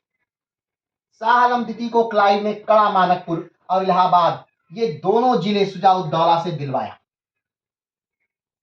ठीक, शाह आलम को क्या किया गया, क्लाइव ने कड़ा मानकपुर और इलाहाबाद ये दोनों जिले शुजाउद्दौला से दिलवाया। शुजाउद्दौला कौन, यानी कि जो अवध के नवाब हैं उनसे 2 जिले लिए गए। कौन कौन से, इलाहाबाद और कड़ा, ये 2 जिले ले लिए गए अवध के नवाब से। और ये लेकर के किसको दिया गया? क्लाइव को। अरे क्लाइव ने किसको दिया? शाह आलम को दिया। किसको दिया? शाह आलम द्वितीय को दिया। अगला, क्लाइव ने शाह आलम द्वितीय से एक जबरदस्ती फरमान जारी करवाया। अब ये पूरी संधि ही जबरदस्ती थी। इलाहाबाद की जो संधि है पूरी तरह से जबरदस्ती ही है। कोई जानबूझ के नहीं अपना क्षेत्र देगा, या कोई जानबूझ के नहीं कहेगा कि नहीं अब हम भारत के बादशाह नहीं रहेंगे, हमें पेंशन दो, हम उस पर जिएंगे। तो ये संधि ही पूरी तरह से जबरदस्ती थी। ठीक है, तो ध्यान देते हैं। क्लाइव ने शाह आलम द्वितीय से एक जबरदस्ती फरमान जारी करवाया, जिसमें बंगाल, बिहार, उड़ीसा, इन सब का दीवानी अधिकार शाह आलम द्वितीय ने अंग्रेजों को दे दिया। आप कहेंगे कि बंगाल तो शाह आलम के पास था ही नहीं, बंगाल तो नवाबों के पास था, बंगाल के नवाबों के पास था, कि शाह आलम से कैसे दिलवाया गया? तो अंग्रेजों ने यहां देखिए चाल है, उन्होंने कहा कि नहीं, नवाबों का कैसे है बंगाल? नवाब तो मात्र बादशाह की प्रतिनिधि है। ये अंग्रेजों का मानना है कि नवाब क्या है? मात्र बादशाह के प्रतिनिधि है। मुगलिया सल्तनत के जो बादशाह हैं उनके मात्र प्रतिनिधि है नवाब। तो नवाब कौन होते हैं ऐसा कुछ देने या लेने वाले? तो कहा कि ये जो बादशाह हैं ये हमको देंगे क्या क्या? बंगाल, बिहार और उड़ीसा, इन तीनों की दीवानी। यानी ये पूरा क्षेत्र ही छोटी है। सोचिए प्लासी के युद्ध के बाद उन्हें छोटा सा एक जगह दिया गया था, 24 परगना डिस्ट्रिक्ट दिया गया। लेकिन आज बक्सर के युद्ध के बाद ये पूरा बंगाल, बिहार और उड़ीसा, ये तीनों क्षेत्र ही दे दिए गए। इनकी पूरी दीवानी ही दे दी गई। किसको? अंग्रेजों को। ठीक, शाह आलम ने जबरदस्ती फरमान जारी किया, बंगाल, बिहार, उड़ीसा आलम ने द्वितीय अंग्रेजों को दे दिया। चलिए आगे बढ़ते हैं। शाह आलम द्वितीय को इलाहाबाद के किले में अंग्रेजों ने नजरबंद कर दिया और शाह आलम को सीमित कर दिया गया। बक्सर के युद्ध के बाद या इलाहाबाद की संधि के बाद जो इलाहाबाद का किला है, जो कभी किला मुगल बादशाहों की शक्ति का गढ़ हुआ करता था, जिसे अकबर ने बनवाया था अपनी सत्ता स्थापित करने के लिए, अपना दमखम दिखाने के लिए, गंगा की लहरों से टकराता हुआ किला, जो ये बता रहा था कि मुगलिया सल्तनत है जो किसी से टकरा सकती है, किसी शक्ति से लड़ सकती है। आज देखिए, आज उसी मुगलिया सल्तनत के वंशज को अंग्रेजों ने वहीं कैद कर। तो इतिहास है, हर उत्थान के बाद पतन और हर पतन के बाद उत्थान होता है। ठीक, समय बदलता है, चीजें बदलती हैं, बड़ी बड़ी सत्ताएं धाराशाही हो जाती हैं। चंगेज खान का साम्राज्य भी समाप्त हो जाता है, सिकंदर का साम्राज्य भी समाप्त होता है, चंद्रगुप्त मौर्य का साम्राज्य भी समाप्त होता है। तो यहाँ सत्ताएं आती हैं खत्म होने के लिए ही, बनती हैं सत्ताएं नष्ट होने के लिए भी, लेकिन फिर भी ये इतिहास से चलता है। चलिए छोड़िए, आगे बढ़ते हैं। अंग्रेजों ने शाह आलम द्वितीय, शाह आलम को इलाहाबाद की अंग्रेजों ने नजरबंद कर दिया और शाह आलम को सीमित कर दिया गया। अंग्रेजों ने शाह आलम द्वितीय की 26 लाख वार्षिक पेंशन नियुक्त कर दिया। शाह आलम को कितना दिया जाएगा? 26 लाख रुपए एक साल का दिया जाएगा उनकी खर्चा के लिए। भाई आप अपना खर्चा चलाइए, अपने परिवारजनों का खर्चा चलाइए। अब आपको लग रहा होगा कि 26 लाख रुपए तो बहुत ज्यादा है। तो भाई साहब, ये इस 26 लाख को नहीं आकी, ये 26 लाख रुपए वार्षिक नहीं आकी, ये इस हिसाब से आंकिए कि ये वही वंशज हैं, ये उनके वंशज हैं जिन्होंने ताजमहल बनवाया था। विश्व के अनेक देशों से पत्थर और कारीगर ला करके ताजमहल का निर्माण करवाया गया। ये उनके वंशज हैं जिन्होंने पिकॉक, मयूर सिंहासन का निर्माण करवाया था, और उसमें इतने रत्न जड़वाए थे कि कोई लिमिट नहीं। लोग उसमें उसमें की बस एक रत्न यानी कोहिनूर की बस बात करते हैं, जबकि कोहिनूर जब मयूर सिंहासन था तो उसमें कोहिनूर की कोई वैल्यू नहीं थी, कोहिनूर उतना इंपॉर्टेंट नहीं था। तो सोचिए कोहिनूर अगर नहीं इंपॉर्टेंट रहा होगा, इसका मतलब कि और भी बहुत सारी चीजें उसमें, और भी जितने रत्न थे वो इंपॉर्टेंट रहे होंगे। तो ये उनके वंशज है और उनको 26 लाख रुपए बस दिया जाएगा वार्षिक। इस हिसाब से इसका अनुमान लगाइए। चलिए आगे बढ़ते हैं। नियुक्त कर दिया गया, प्रशासन चलाने के लिए 53 लाख अलग से दिया जाएगा। ठीक, ये 26 लाख रुपए उनका खर्चा दिया जाएगा, खर्चा मानी आप ले लीजिए। और प्रशासन चलाने के लिए 53 लाख रुपए अलग से ले लीजिए शाह आलम द्वितीय। कहा क्या कर दिया गया, इलाहाबाद के किले में नजरबंद कर दिया गया, उनको सीमित कर दिया गया। बात खत्म। ठीक है, आगे बढ़ते हैं। अंग्रेजों ने शाह आलम द्वितीय से उत्तरी सरकार तट भी ले लिया। अब आप कहेंगे कि शाह आलम द्वितीय के पास तो उत्तरी सरकार तट था ही नहीं। ठीक है, तो चलिए इस बात को अभी छोड़ दीजिए, ये उत्तरी सरकार तट की बात हम करेंगे मैसूर युद्ध के समय।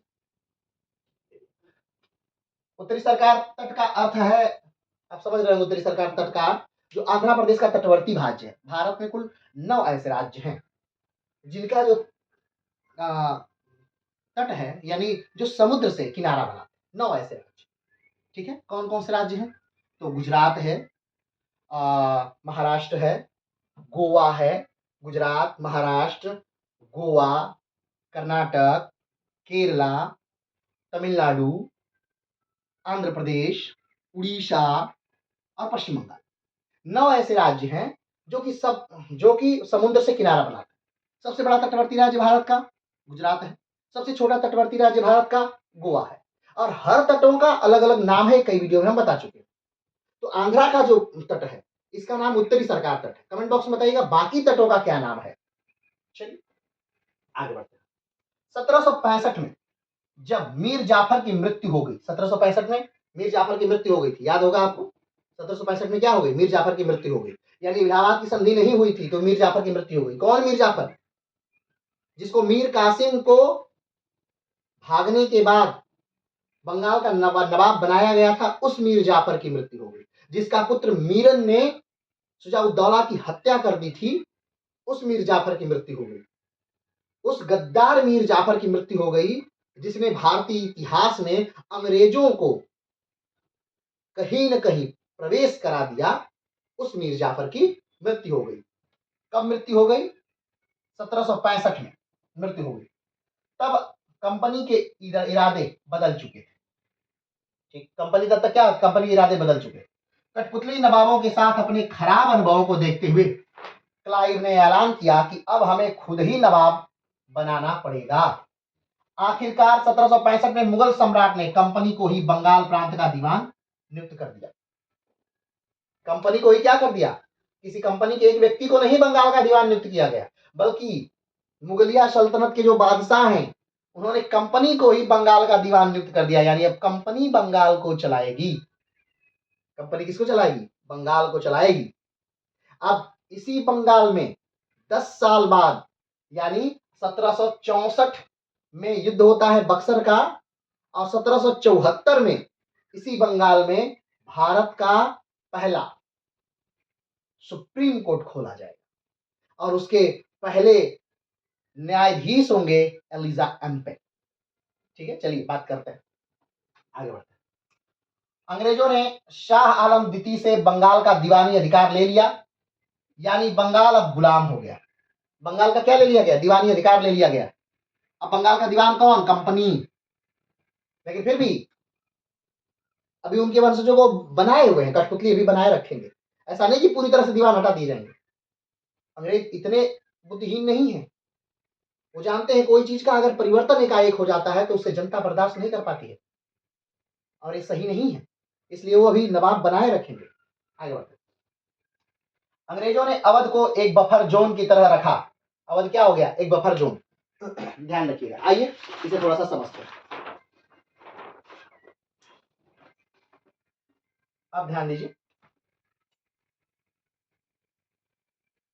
अब आप सोच रहे होंगे कि अवध यानी ये वाला क्षेत्र बफर जोन कैसे हो सकता है? अगर मराठों को आक्रमण करना है तो मराठे इधर से भी आक्रमण कर सकते हैं। अंग्रेज इस समय तक यानी 1764 तक मात्र अब एक ही व्यक्ति से यहां डरते हैं। किससे डरते हैं? वो है मराठे। क्योंकि मराठों का मराठे भले 1761 में पानीपत के तृतीय युद्ध में लड़ करके बहुत कमजोर हो गए हैं, लेकिन मराठे अभी इतना भी कमजोर नहीं हो गए हैं कि अंग्रेजों को बाहर न खदेड़ सके। मराठे खदेड़ सकते हैं अभी अंग्रेजों को, क्योंकि अभी शासन सत्ता में माधवराव का शासन है। याद करिएगा, यही माधवराव 1771 में इन अंग्रेजों को खदेड़ देंगे दिल्ली से। और ये बादशाह जो शाह आलम द्वितीय हैं, जिनको कैद किया गया है इलाहाबाद में, उनको फिर से दिल्ली का बादशाह बना दिया जाएगा। ये मराठों की काबिलियत थी। इतनी ताकत है मराठों के पास। तो इसलिए अंग्रेज डरते हैं मराठों से, ठीक है। इसलिए उन्होंने ये अवध के नवाब को नष्ट कर सकते थे अंग्रेज। अगर चाहते तो अवध का नवाब इसे हटा दीजिए और इस पूरे क्षेत्र पर अंग्रेज स्वयं राज करें। लेकिन उन्होंने अवध के नवाब को रखा। क्यों? ताकि जब भी मराठे आक्रमण करें इस रास्ते से, तो उन्हें पहले अवध से युद्ध करना पड़े। क्या करना पड़े? अवध से युद्ध करना, और उसके बाद वो अंग्रेजों से युद्ध करना। तो आप सोच रहे होंगे क्या इधर से नहीं आक्रमण कर सकते हैं? ये जो मराठे हैं इधर से नहीं आक्रमण कर सकते? कर सकते। ऐसा नहीं कि वो इधर से आक्रमण नहीं कर सकते, कर सकते, लेकिन इधर से आक्रमण करना कठिन है।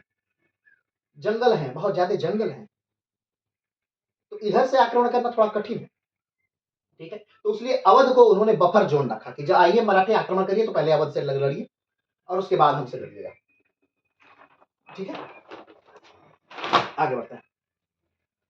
तो अंग्रेजों ने शाह आलम द्वितीय से बंगाल का दीवानी अधिकार ले लिया, यानी बंगाल अब गुलाम हो गया, ठीक। अंग्रेजों ने अवध को एक बार एक बफर जोन की तरह रखा, क्योंकि बंगाल में दक्षिण से आक्रमण करना काफी कठिन था। इसलिए जब भी आक्रमण होगा मराठों का अवध के रास्ते ही होता है। इसलिए अवध को अंग्रेजों ने नष्ट नहीं किया, बल्कि जीवित रखा। अवध को जीवित रखने का बस कारण यही था कि जो अंग्रेज थे वो मराठों से डरते थे, और इसलिए उन्होंने अवध को बफर जोन की तरह इस्तेमाल किया कि जब भी अंग्रेज आक्रमण करेंगे, अरे मराठे आक्रमण करेंगे अंग्रेजों पे, तो उनको पहले अवध से युद्ध करना पड़ेगा, उसके बाद अंग्रेजों से युद्ध होगा। चलिए, तो ये रहा इलाहाबाद की प्रथम संधि 12 अगस्त 1765 में, ठीक। आगे बढ़ते हैं। इलाहाबाद की द्वितीय संधि 16 अगस्त 1765 किसके किसके बीच हुई? तो इलाहाबाद की द्वितीय संधि 16 अगस्त 1765 में हुई। एक तरफ तो क्लाइव है, ये आप जानते ही हैं। दूसरी तरफ कौन है? तो शुजाउद्दौला, अवध का नवाब। इनके बीच में समझौता हुआ। क्या समझौता हुआ? आइए देखते हैं। इस संधि की पहली शर्त यह थी कि शुजाउद्दौला के द्वारा शाह आलम द्वितीय को कड़ा और इलाहाबाद दे दिया जाएगा। पहले की संधि में मैंने देखा, पहले की संधि में क्या था? पहला पॉइंट यही था कि उनको दिया जाएगा, यानी कि शाह आलम द्वितीय को दिया जाएगा, और इनसे भी तो ऐसा समझौता करना था, यानी शुजाउद्दौला से कड़ा और इलाहाबाद लेना था, तभी तो शाह आलम द्वितीय को देना था। तो इनसे भी संधि यही हुई। कमेंट बॉक्स में बताइएगा, एक कड़ा सल्तनत काल में, कड़ा मानिकपुर जो है वो सल्तनत काल में फेमस था, तो किस राजा ने क्या यहां पर किया था? कमेंट बॉक्स में जरूर बताइएगा। आगे बढ़ते हैं। बक्सर के युद्ध का हर्जाना शुजाउद्दौला को 50 लाख रुपए देकर देना पड़ा। पहले जब भी युद्ध हुआ करते थे, दो पक्षों में अगर युद्ध हो रहा है और एक पक्ष अगर हार गया तो उसको युद्ध का हर्जाना देना पड़ता था। युद्ध का हर्जाना यानी ये पक्ष कहता था कि भाई हमने इतनी सेना जुटाई, उसको हमने सैलरी दी, इतना धन इतना जन मेरा इस युद्ध में बर्बाद हुआ, जितना मेरा खर्चा हुआ उतना मुझे खर्चा दो, यही युद्ध का हर्जाना था। तो हर हारा हुआ पक्ष जीते हुए पक्ष को जितनी राशि खर्च हुई होती थी उसकी वो धन देता था, ठीक। तो अंग्रेजों ने कहा कि बक्सर के युद्ध में हमारा कितना खर्चा हुआ? 50 लाख रुपए। तो उन्होंने अवध से कितना लिया? 50 लाख रुपए युद्ध का हर्जाना, और अवध ने कितना दिया? 50 लाख रुपए हर्जाना दे दिया अंग्रेजों को। पहला क्या दिया अवध ने? पहला कड़ा मानिकपुर और इलाहाबाद ये अंग्रेजों को दे दिया। दूसरा क्या दिया? 50 लाख रुपए युद्ध का हर्जाना दे दिया। आगे बढ़ते हैं। चुनार पर अंग्रेजों का अधिकार हो गया। कड़ा मानिकपुर इलाहाबाद अंग्रेजों ने दे दिया, अंग्रेजों ने ले लिया बक्सर के युद्ध के बाद अवध से। दूसरा चुनार अंग्रेजों ने ले लिया बक्सर के युद्ध के बाद। तीसरा 50 लाख रुपए युद्ध का हर्जाना अंग्रेजों ने ले लिया बक्सर के युद्ध के बाद। चलिए आगे बढ़ते हैं।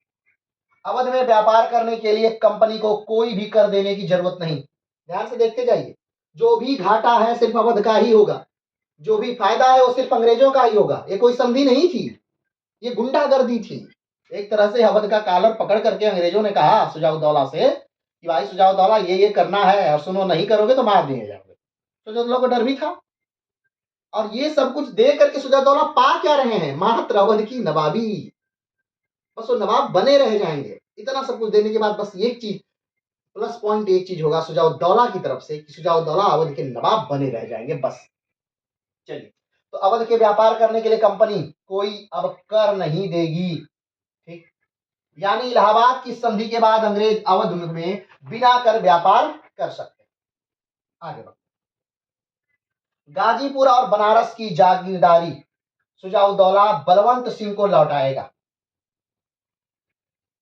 अब किस प्रकार से सुजाउद्दौला ने गाजीपुर और बनारस, गाजीपुर बनारस कहाँ है? बनारस तो आप सब लोग जानते होंगे, बाबा विश्वनाथ की नगरी, 12 ज्योतिर्लिंगों में से एक ज्योतिर्लिंग काशी विश्वनाथ बनारस में, सारनाथ जहां पर गौतम बुद्ध ने अपना पहला उपदेश दिया। ठीक, गंगा के घाट जो विश्व प्रसिद्ध गंगा घाट हैं, 80 से लेकर दशाश्वमेध से लेकर हरिश्चंद्र घाट तक, मणिकर्णिका घाट तक, उसी बनारस के बगल में से सटा हुआ एक जिला है गाजीपुर, से लहुरी काशी के नाम से जाना जाता है। तो बनारस और गाजीपुर का जो दोनों जिला है, ये किसको दे दी जाएगी? ये बलवंत सिंह को लौटा दी जाएगी। आगे बढ़ते हैं। अवध की सुरक्षा अंग्रेज करेंगे लेकिन सेना का खर्च नवाब देंगे। अवध की जो सुरक्षा है वो कौन करेगा? अंग्रेज करेंगे। अब आप सोच रहे होंगे कि भाई अवध की सुरक्षा में तो बहुत खर्च हो सकता है, तो अंग्रेज क्यों करेंगे अवध की सुरक्षा? तो अवध की सुरक्षा तो अंग्रेज करेंगे। देखिए अंग्रेजों का दिमाग देखिए, यानी वो एक बड़ी सेना रखेंगे अवध में, लेकिन उस सेना का खर्च कौन देगा? तो अवध के नवाब स्वयं देंगे। यानी सेना अंग्रेजों की चलेगी वो अंग्रेजों के कहने से, लड़ेगी वो अंग्रेजों के कहने से, लेकिन उसका जो खर्चा देगा वो कौन देगा? तो अवध के नवाब देंगे। उसकी जो तनख्वाह देना होगा वो कौन देंगे? अवध के नवाब देंगे। तो इस प्रकार से अवध के नवाब एक बड़ी सेना रख सकते थे, लेकिन अपनी नहीं, अंग्रेजों की। तो ये अंग्रेजों की बुद्धिमत्ता है कि भारत में वो बड़ी सेना रख रहे थे इस प्रकार से। ठीक, आगे बढ़ते हैं। इतना सब कुछ देने के बदले सुजाउद्दौला को अवध की नवाबी मिल गई। इतना सब कुछ दिया, 50 लाख रुपए दिया, गाजीपुर और बनारस की जागीर दूसरे को दे दी, चुनार अंग्रेजों को दे दिया, इलाहाबाद और कड़ा का क्षेत्र दे दिया। ये सब कुछ देने के बाद मात्र मिला क्या सुजाउद्दौला को? कि वो नवाब रहे, नवाब पद से उन्हें हटाया नहीं गया। सुजाउद्दौला दक्षिण विजय में के समय निःशुल्क सैनिक सेवा देंगे। एक बात थी कि जब भी अंग्रेज दक्षिण में आक्रमण करेंगे, अंग्रेज जानते थे कि आज नहीं तो कल हम दक्षिण में आक्रमण करेंगे ही, हमें मराठों को भी हराना है, हमें मैसूर को भी हराना है, हमें वायनाड को भी हराना है, हमें दक्षिण के सारे राज्यों को तो हराना है, सबको तो कुचलना है। तो जब दक्षिण में हम आक्रमण करेंगे तब हमें अवध की सहायता चाहिए, तो अवध हमें सहायता करेगा। इसके लिए भी अवध तैयार था। अवध के तैयार होने का मतलब था कि अवध के पास कोई रास्ता नहीं, क्योंकि अवध हार चुका था। ठीक, आगे बढ़ते हैं। सुजाउद्दौला से क्लाइव ने ऑफेंसिव और डिफेंसिव अलायंस साइन करवाया। सुजाउद्दौला से अंग्रेजों ने क्या किया? ऑफेंसिव और डिफेंसिव अलायंस साइन करवाया। ऑफेंसिव और डिफेंसिव अलायंस क्या है? ऑफेंसिव और डिफेंसिव अलायंस का मतलब कि दोनों, यानी कि चित्त भी मेरी और पट भी मेरी। कैसे? कि जब भी मराठे हम पर आक्रमण करेंगे, अवध हमारी सहायता करेगा, मराठों से हमारी रक्षा करेगा, और जब अंग्रेज मराठों पर आक्रमण करेंगे तब भी अवध हमारे साथ रहेगा और मराठों से युद्ध करेगा। यही है ऑफेंसिव और डिफेंसिव अलायंस। चलिए आगे बढ़ते हैं।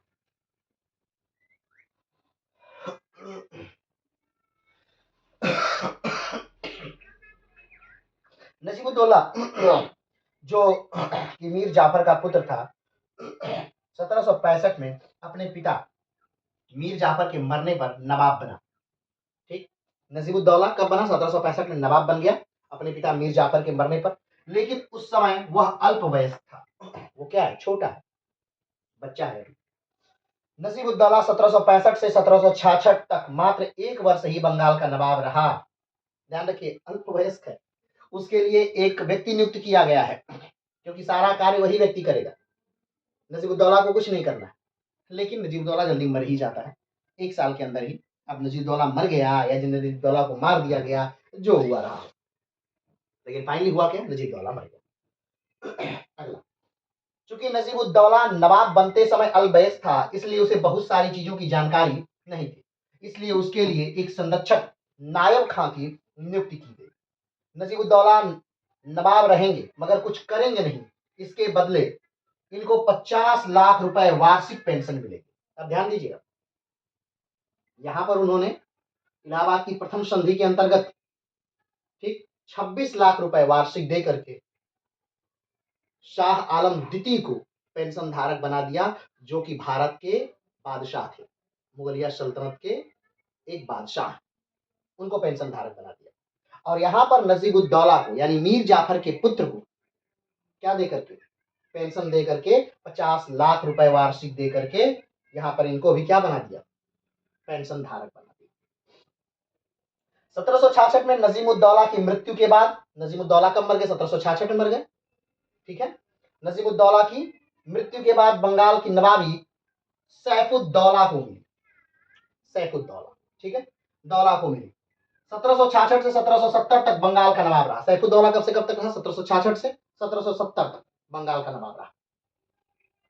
नवाब की पेंशन यानी जो 50 लाख थी, नजीबुद्दौला के समय 50 लाख जो पेंशन निर्धारित की गई थी, उसको क्या कर दिया गया? घटाकर 12 लाख रुपए वार्षिक कर दिया गया।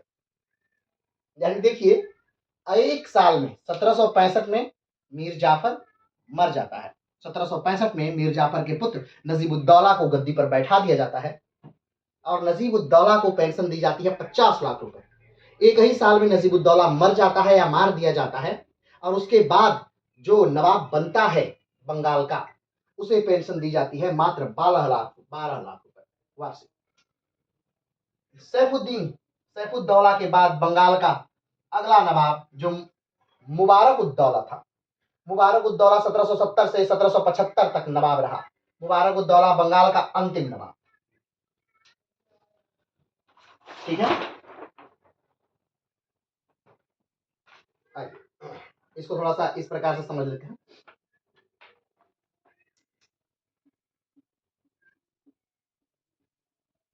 ठीक, मीर जाफर की मृत्यु होगी 1765 में। मीर जाफर की मृत्यु के बाद, मीर जाफर के बाद नजीमुद्दौला को क्या बना दिया गया? बंगाल का नवाब बना दिया गया। नजीमुद्दौला अल्बयस था, इसलिए उसकी देखरेख के और शासन की देखरेख के लिए एक व्यक्ति को नियुक्त किया गया। लेकिन नजीबुद्दौला की बहुत जल्दी मृत्यु यानी 1 साल में ही मृत्यु हो गई। 1766 में नजीबुद्दौला मर गए। नजीबुद्दौला को पेंशन अंग्रेजों ने दिया कितना? 50 लाख रुपए वार्षिक, ठीक है। लेकिन जब नजीबुद्दौला की 1766 में मृत्यु हो गई और सैफुद्दौला बंगाल का नवाब बना, तो सैफुद्दौला को कितना दिया गया? 12 लाख रुपए। 50 लाख की राशि 12 लाख रुपए आ गई, 12 लाख रुपए वार्षिक। फिर उसके बाद सैफुद्दौला की 1770 में मृत्यु हो गई। सैफुद्दौला के बाद मुबारक उद्दौला गद्दी पर बैठा और मुबारक उद्दौला बंगाल का अंतिम नवाब है। इसके बाद बंगाल में कोई नवाब नहीं रहेगा। बंगाल में अब अंग्रेजी हुकूमत चलेगी। अब बंगाल में अलग चीजें बनेंगी और चलेंगी, ठीक है। और ये पद हटाने की अनुमति, यानी नवाब का पद हटाने की अनुमति कौन देता है? नवाब की पद हटाने की जो अनुमति है वो देती है भारत में स्थापित होने वाली पहली सुप्रीम कोर्ट, जो 1774 में स्थापित हुई, और उसके जो न्यायाधीश हैं एलिजाबेथ एम्पर, ठीक। तो बंगाल के आखिरी नवाब कौन है? मुबारक उद्दौला, और इनकी पेंशन कितनी कर दी गई? 10 लाख। मुबारक उद्दौला की पेंशन 10 लाख रुपए वार्षिक, सैफुद्दौला की पेंशन 12 लाख रुपए और नजीमुद्दौला की पेंशन 50 लाख रुपए। यानी मीर जाफर के बाद बंगाल का कोई नवाब नहीं बना, ठीक। शाह आलम द्वितीय ने बंगाल की नवाबियत किसको दे दी? तो अंग्रेजी कंपनी को दे दी। बंगाल का नवाब किसको बना दिया? अंग्रेजी कंपनी को बना दिया, और कंपनी ने मात्र इनको पेंशन भोगी बना दिया, ठीक। और मुबारक उद्दौला को की नवाबी समाप्त कर दी गई। जो कि अंतिम नवाब थे बंगाल के 1770 से 1775 तक। सब इन्हीं के शासनकाल में मुबारक उद्दौला के समय में ही सुप्रीम कोर्ट की स्थापना हुई थी कलकत्ता में। ठीक है, तो पहले नवाब कौन है बंगाल के? मुर्शीद कुली खान। अंतिम नवाब कौन है? मुबारक उद्दौला। कुल कितने नवाब हैं? 1 2 3 4 5 6 7 8 9 10 11। 11 नहीं 10। क्यों? क्योंकि जो मीर जाफर हैं वो 2 बार नवाब बने, 1757 से 1760 और 1765 से 1763 से 1765। मीर जाफर 2 बार नवाब। यानी बंगाल में कुल कितने नवाब रहे? 10 नवाब रहे। पहले नवाब मुर्शीद कुली खान और अंतिम नवाब मुबारक उद दौला, जो कि मात्र पेंशन भोगी था, 10 लाख रुपए वार्षिक। ठीक है, चलो आगे बढ़ते हैं।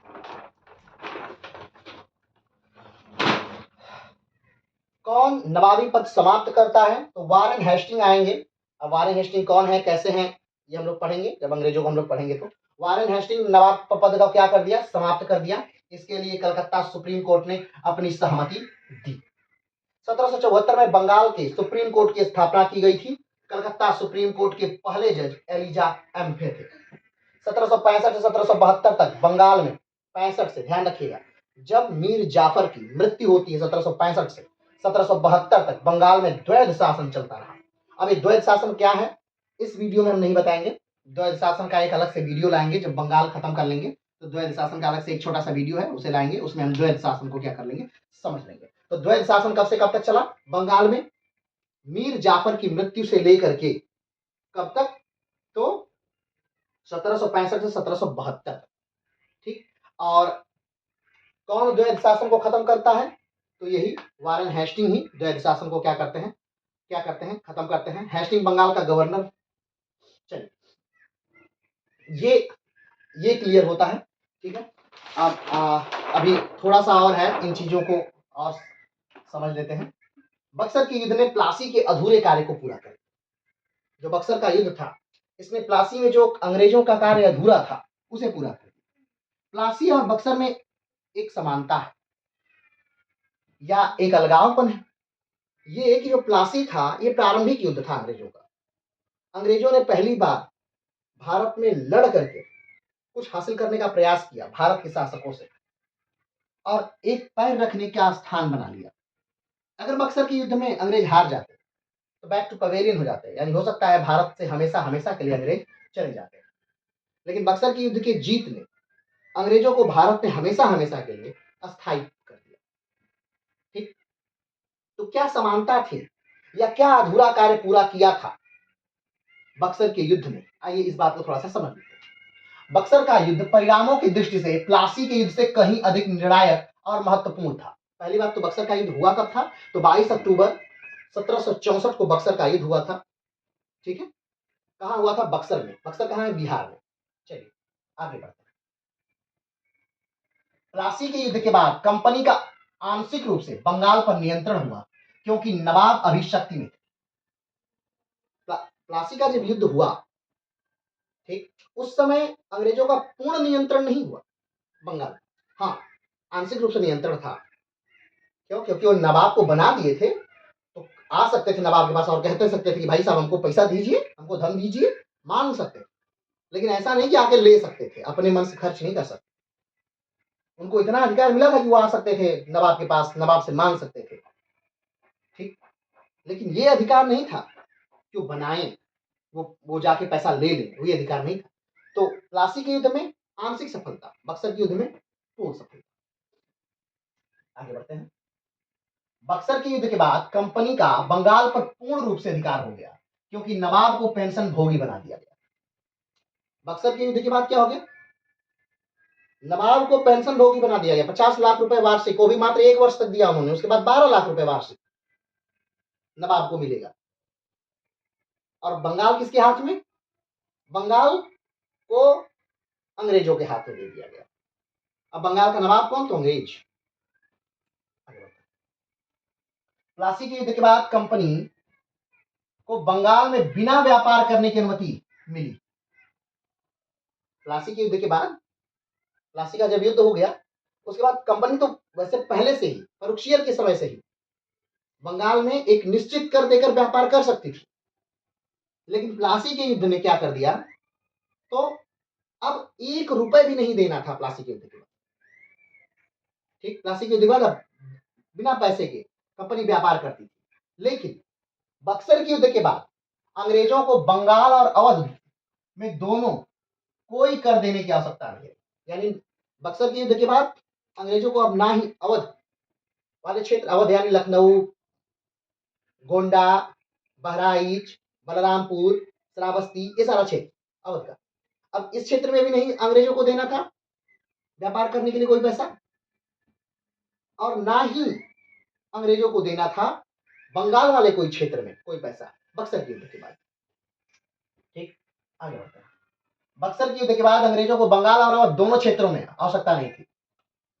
प्लासी के युद्ध के बाद अंग्रेजों को 24 परगना के क्षेत्र की जमींदारी मिली थी। ठीक, जब प्लासी का युद्ध हुआ था तो अंग्रेजों को क्या मिला था, 24 परगना क्षेत्र। ठीक, 24 परगना क्षेत्र क्या है, तो बंगाल का यानी वर्तमान में पश्चिम बंगाल का दक्षिण में एक जिले हैं, एक जिला है नॉर्थ 24 परगना और साउथ 24 परगना, इन दोनों को मिला करके 24 परगना डिस्ट्रिक्ट कहते हैं। और ये पूरा भाग क्लाइव को दे दिया गया। रॉबर्ट क्लाइव एक बड़ा जमींदार बन गया था, कहाँ, भारत में, यानी बंगाल में। तो प्लासी के युद्ध के बाद अंग्रेजों को 24 परगना वाला क्षेत्र मिल गया, और एक अंग्रेजों को मिलने वाला पहला जमींदारी क्षेत्र था, यह जागीरदारी क्षेत्र था पहला, ध्यान रखिएगा, पहले क्षेत्र ऐसा क्षेत्र था जो अंग्रेजों को मिला था, जहां से वो कर वसूल सकते थे, ले सकते थे, पहला क्षेत्र। लेकिन बक्सर के युद्ध के बाद समस्त बंगाल पर कंपनी का वास्तविक नियंत्रण स्थापित हो गया तथा कंपनी बंगाल, बिहार, उड़ीसा की दीवानी मिल गई। अब देखिए, पूरा बंगाल ही कंपनी को क्या मिल गया, दीवानी अधिकार, पूरा बंगाल। प्लासी के युद्ध के बाद मात्र एक डिस्ट्रिक्ट, और बक्सर के युद्ध के बाद पूरा बिहार, पूरा बंगाल और पूरे उड़ीसा मिल गए। चलिए आगे बढ़ते हैं। बक्सर के युद्ध के बाद मुगल सम्राट शाह आलम द्वितीय की पराजय ने भारत के अन्य हिस्सों में भी कंपनी के शासन का मार्ग प्रशस्त कर दिया। क्योंकि भारत का हमने बताया कि बादशाह हार चुका था, भले भारत के बादशाह शाह आलम द्वितीय के पास कोई शक्ति नहीं रही हो, लेकिन नाम था ना कि ये बादशाह है। और भारत के बादशाह का हारना वो अलग विषय है कि भारत के बादशाह को कई बार मराठा हरा चुके हैं। भारत का जो बादशाह है मराठों के इशारे पर ही चलने वाला है, लेकिन फिर भी भारत के बादशाह का हारना कहीं ना कहीं मराठों के लिए भी क्षति थी, और भारत का बादशाह तो हारा तो भारत के लिए तो क्षति थी ही थी। आगे बढ़ते हैं। मुगल सम्राट शाह आलम नाम मात्र का पेंशन धारक बनकर रह गया। मुगल सम्राट जो है शाह आलम द्वितीय, उनको पेंशन धारक बना दिया गया। यानी अभी तक वो भारत के बादशाह कहे जाते थे, लेकिन अब उनका कोई कार्य नहीं, उन्हें इलाहाबाद के छोटे से किले में बंद कर दिया गया, नजरबंद कर दिया गया। उन्हें एक निश्चित पैसा दे दिया गया कि आप लीजिए, अपने परिवार और अपना जीवन यापन चलाइए। उनका कोई रोल अब नहीं रहा। ठीक, अवध भी अंग्रेजों की हाथ की कठपुतली बन गई। अवध पर तो इतना ज्यादा इलाहाबाद की संधि द्वारा इतना ज्यादा थोप दिया गया, चुनार ले लिया गया, गाजीपुर ले लिया गया, बनारस ले लिया गया, कड़ा ले लिया गया, इलाहाबाद ले लिया गया, 50 लाख रुपए ले लिए गए। एलाइन मतलब कि संधि भी सिग्नेचर करा ली गई कि मराठे आक्रमण करेंगे तब भी आप हमें बचाएंगे, और हम आक्रमण करेंगे तभी आप हमारा साथ देंगे। सिग्नेचर भी संधि भी हो गई, यानी कि हर तरह से अवध का घाटा हुआ। आगे बढ़ते हैं। बक्सर की विजय ने अंग्रेजों को उत्तर भारत में महान शक्ति था, पूरे भारत में शासन करने की शक्ति प्रदान करती। अब ध्यान से अगर देखेंगे आप भारत के मैप को, तो बिहार, पश्चिम बंगाल, उड़ीसा, झारखंड, उत्तर प्रदेश, दिल्ली, यानी ये पूरा हिस्सा, उत्तर भारत का पूरा हिस्सा अब अंग्रेजों के हाथ में था। ये पूरा क्षेत्र यहां से लेकर यहां तक ये अंग्रेजों के क्षेत्र में अब आ गया। तो उत्तर भारत का एक बड़ा अधिपति अंग्रेज हो गए। और कहीं ना कहीं अगर उत्तर भारत आपके हाथ में है तो आप दक्षिण भारत को जीत सकते हैं, क्योंकि उत्तर भारत उपजाऊ क्षेत्र है, और उपजाऊ क्षेत्र अगर आपके हाथ में है तो यानी ज्यादा पैसे आपके हाथ में, ज्यादा पैसा आपके हाथ में, ज्यादा सेना आपके हाथ में, जाति सेना आपके हाथ में, आधुनिक अस्त्र-शस्त्र आपके हाथ में, यानी सब कुछ आपके हाथ में। चलिए आगे बढ़ते हैं। बक्सर का युद्ध जीतने के बाद अंग्रेजों ने बंगाल, दिल्ली और अथवा अवध पर कब्जा क्यों नहीं किया? यानी कहने का मतलब है यहाँ कि अवध पर आखिर अंग्रेजों ने कब्जा क्यों नहीं किया? दिल्ली पर आखिर में कब्जा क्यों नहीं किया अंग्रेजों ने? खुद राजा बन गए होते, बादशाह, यानी पूरे हिंदुस्तान का बादशाह अंग्रेज क्यों नहीं बन गए? दिल्ली जब कब्जा कर लिया तो पूरे हिंदुस्तान को बादशाह बन सकते थे, क्यों नहीं बने? अवध का नवाब बन सकता था, अब कोई अंग्रेज क्यों नहीं बना? तो जो कारण है उसको देख लीजिए। पहला कारण है, अंग्रेज सिर्फ लाभ चाहते थे, जिम्मेदारी नहीं। अंग्रेज अंग्रेज कोई भारत में कार्य करना नहीं चाहते थे। वो चाहते थे एक कठपुतली आदमी बनाओ, इससे सारा पैसा निकलवा लो, और सारा पैसा निकल जाए तो हमें वहाँ कुछ कार्य करने की क्या जरूरत? हमें अगर नवाब बनेंगे तो हमें कुछ कार्य करना पड़ेगा। क्यों? क्योंकि अंग्रेज जनता के विद्रोह से डरते थे। वो जानते थे जनता में बहुत ताकत होती है। राजा को आप गुस्सा कर दीजिए, जनता को नहीं छेड़िए, जनता को गुस्सा नहीं करिए, क्योंकि जनता अगर खड़ी हो गई तो फिर भागना पड़ जाएगा। ठीक, अगला, प्रशासनिक अधिकारियों की नियुक्ति करना कठिन कार्य था। अगर वो अवध को अपने क्षेत्र में मिलाते, दिल्ली को अपने क्षेत्र में मिलाते, बंगाल को अपने क्षेत्र में मिलाते, तो क्या करते? वहां प्रशासनिक अधिकारी की तो नियुक्ति करते। तो प्रशासनिक अधिकारी को कैसे नियुक्त करते? इतने लोग उनके पास थोड़े ना थे, इसलिए भी उन्होंने नहीं किया। अगला, भारत में भाषा, संस्कृति, धर्म की जानकारी की कमी। अब हम यूरोप से आए हैं, हम ईसाई हैं, तो हम जिस देश में आए हैं उसका कल्चर हमें जानना होगा, उसमें धर्म कौन सा चल रहा है, भाषा क्या है, लोग किस हिसाब से रहते हैं, लोग सोचते क्या है, लोग चाहते क्या है, लोगों का खाने कमाने का माध्यम क्या है, अंग्रेज कुछ नहीं जानते थे। तो ये भी उनके लिए चुनौती थी, इसलिए भी उन्होंने कब्जा नहीं किया। और सबसे इंपॉर्टेंट बात, अहमद शाह अब्दाली का डर। वो जानते थे कि जो अगर हम दिल्ली पर कब्जा कर लिए तो अहमद शाह अब्दाली क्या होगा, आक्रमण करेगा। वो अहमद शाह अब्दाली जिसे 1761 में मराठों को बहुत बुरी तरह हराया था। 1761 में पानीपत का तृतीय युद्ध अहमद शाह अब्दाली और मराठों के बीच हुआ, जिसमें मराठे हार गए, सदाशिवराव भाऊ मारे गए, विश्वासराव मारे गए। ठीक, तो मराठों की कमर टूट गई। तो अहमद शाह अब्दाली अभी भी ताकतवर है और अंग्रेज कहीं ना कहीं अहमद शाह अब्दाली से डर रहे हैं। हाँ, लेकिन 1773 में अहमद शाह अब्दाली जब मर जाएगा उसके बाद अंग्रेज फिर दूसरे हिसाब से सोचे। चलिए आगे बढ़ते हैं। मराठों से लड़ने की क्षमता नहीं थी, इसलिए मुगल शाह आलम द्वितीय को हटाया नहीं। वो मराठों से लड़ नहीं सकते थे, कौन? अंग्रेज, क्योंकि अभी उतने ताकतवर अंग्रेज नहीं थे। ये युद्ध होगा 1775 में, मराठों से पहला आंग्ल मराठा युद्ध होगा और उस युद्ध में बहुत हानि भी होगी अंग्रेजों, लेकिन अभी वो उस लेवल पे नहीं पहुंचे थे कि अभी ही वो मराठों से लड़ सके, क्योंकि अभी जो शासन था मराठों का वो एक अच्छे लीडर के हाथ में था, तो अभी वो नहीं लड़ सकते। लड़ेंगे, लेकिन 1775 में लड़ेंगे, प्रथम आंग्ल मराठा युद्ध होगा। ठीक, और आपने देखा है, क्योंकि मराठा को हम पहले पढ़ा चुके, तो आप मराठों को जान चुके। आगे बढ़ते हैं। अब क्यों मराठे आक्रमण करेंगे? अगर दिल्ली को हटा देते हैं, दिल्ली पर आक्रमण करते हैं या बादशाह को हटा देते हैं, शाह आलम द्वितीय को, तो क्यों मराठे आक्रमण करेंगे? क्योंकि 1752 में संधि हुई थी मराठाओं के साथ, दिल्ली के बादशाह की, कि अगर दिल्ली पर कोई आक्रमण करता है तो मराठों पर आक्रमण माना जाएगा। इसीलिए जब अहमद शाह अब्दाली दिल्ली पर आक्रमण कर रहा है, तब मराठे उसकी रक्षा के लिए गए थे पानीपत के तृतीय युद्ध के लिए, जिसमें मराठे हारे थे।